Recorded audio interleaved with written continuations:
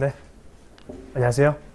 안녕하세요. 네, 저 무역영어 전담하고 있는 김동엽이라고 합니다. 그래서 제가 좀 짧게 무역영어란 어떤 과목이고 우리 시험이 어떤 트렌드를 가지고 있고 또 수업 시간에 어떤 식으로 우리가 대비를 해야 될지 그 내용을 좀 잠깐 말씀을 드려볼게요. 혹시 여기에서 이제 무역에 대해서 공부를 해보신 분 계세요? 뭐 조금이라도 알고 계신 분 좀 계시는 거예요. 그래서 일단은 우리 시험 과목 자체가 무역 영어잖아요. 사실은 뭐 요것만 좀 설명을 드리면 될 것 같은데 아마도 제가 예상했을 때에는 여기 계신 분들이 웬만해서는 다들 한 번씩은 무역 비슷한 거는 해보셨을 것 같아요. 예를 들면 해외 직구를 해보셨다. 그러셨으면은 무역 해보신 거거든요.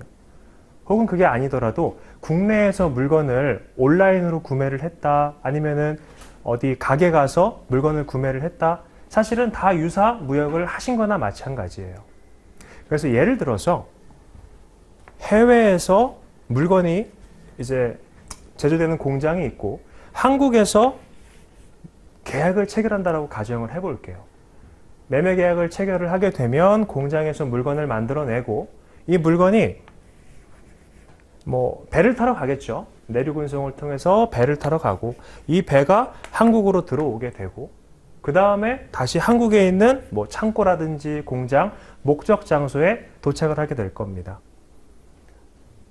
사실은 무역이 이게 끝이거든요. 그럼 이 과정에서 우리가 생각해 볼 수 있는 거는 계약이 한번 들어간다라는 거예요. 그러면 계약이 어떤 식으로 체결되느냐? 그 다음에 운송도 있었죠. 그리고 운송을 하게 되면은 우리가 보험에도 가입을 하게 될 겁니다. 그리고 물품을 수입한 사람은 수출한 사람한테 물품 대금도 지불해 줘야 되겠죠. 결제. 뭐 이런 내용들이 쭉 나오게 되고 그 다음에 수입한 사람이 물건을 받아보고 나서 확인을 해볼 겁니다. 계약 내용하고 일치하는 물건이 왔는지 아니면 손상된 상태로 왔는지 이런 내용들을 확인을 해보고 만약에 문제가 있으면은 우리도 어떻게 해요? 온라인으로 구매를 하게 되면 물건이 하자 있는 상태로 오게 되면 연락을 다시 하게 되죠. 그런 것처럼 클레임을 제기를 할 겁니다. 클레임을 제기를 하고 그게 잘 해결이 되면 그 다음에 무역계약이 종료가 되는 거예요. 그럼 지금 제가 이렇게 몇 개 설명드린 요 내용들 있죠. 관련된 내용들이 우리 무역 영어에서 법하고 뭐 협정, 규칙 이런 것들이 쭉 나와 있어요. 그러면 우리는 이걸 공부한다라고 보시면 됩니다. 계약에 적용되는 협정이 뭐가 있는지, 보험에 적용되는 법이 뭐가 있는지 이 내용들을 영어로 학습하시는 거예요. 실제 이렇게 무역에 대한 전반적인 틀, 구조 이런 것들을 학습하는 시간은 한 5% 정도? 실제 우리 시험 40문제 나오죠. 그 중에서도 한 많이 나와봤자 2문제, 3문제예요. 이 이론 자체는. 그래서 이것보다는 이 내용들, 요거에 대한 내용들 이렇게 연결을 해가지고 우리가 학습을 하실 겁니다. 그러면 어떤 느낌인지 아직까지 좀 감이 잘 안 오시죠? 우리 중학교, 고등학교 때 중간고사, 기말고사 본다라고 한번 생각해 볼게요. 영어 시험.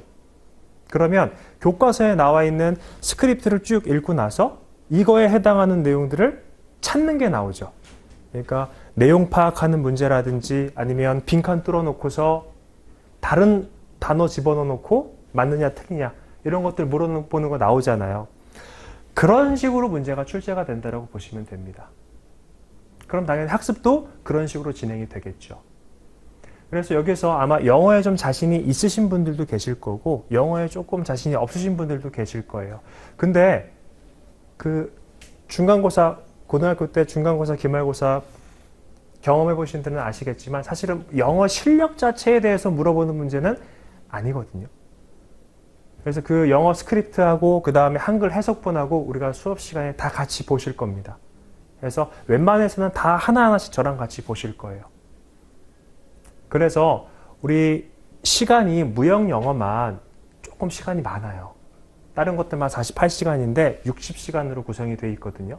그래서 최대한 좀 상세하게 이해가 안 되지 않게 다 이해하실 수 있도록 수업 시간에 좀 구성을 해드릴 예정입니다. 그래서 이런 쪽 내용들 위주라고 생각하시면 돼요. 자, 그렇게 해서 뭐 제가 준비한 사항은 여기까지인데 혹시 질문 사항 있으시면 말씀해 주세요.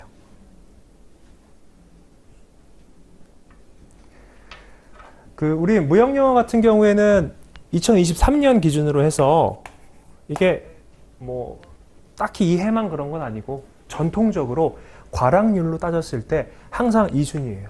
1순위는 이제 회계학이고 그거는 이제 다른 회계학 선생님께서 말씀해 주실 거고, 그 다음에 보면은 평균 점수가 한 45.8점 정도 나왔어요. 2023년도에. 40점 밑으로 가면은 과락이라는 거 들으셨죠?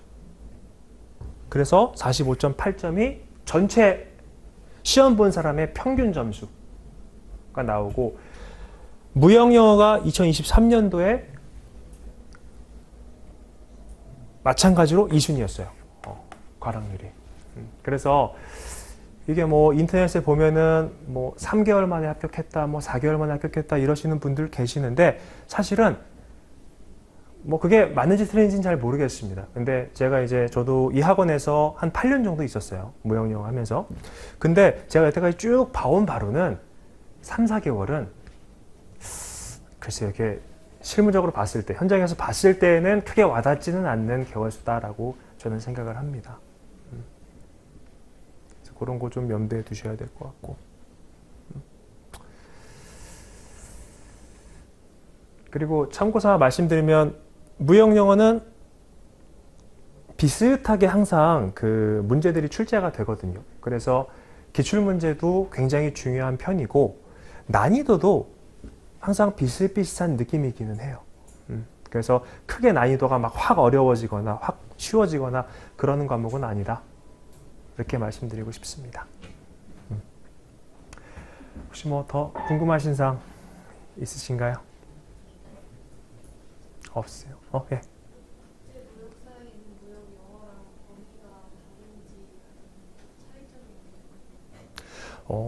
국제무역사 같은 경우에는 뭐 CISG나 아니면 인코텀즈 이런 것들 그쪽에 범위에 포함되어 있고 여기도 마찬가지로 동일하게 포함되어 있습니다. 근데 국제무역사에 대해서 무역영어 쪽에 대해서는 범위가 여기가 훨씬 더 넓어요. 그리고 내용이 더 어려워요. 근데 국제무역사를 공부해 보셨던 분들은 다른 분들보다 조금 더 쉽게 공부하실 수는 있습니다. 대신에 국제무역사에 있었던 뭐 관세법 내용이라든지 이런 것들은 해당 사항 없겠죠.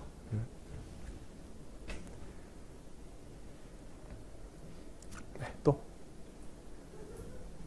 없으세요?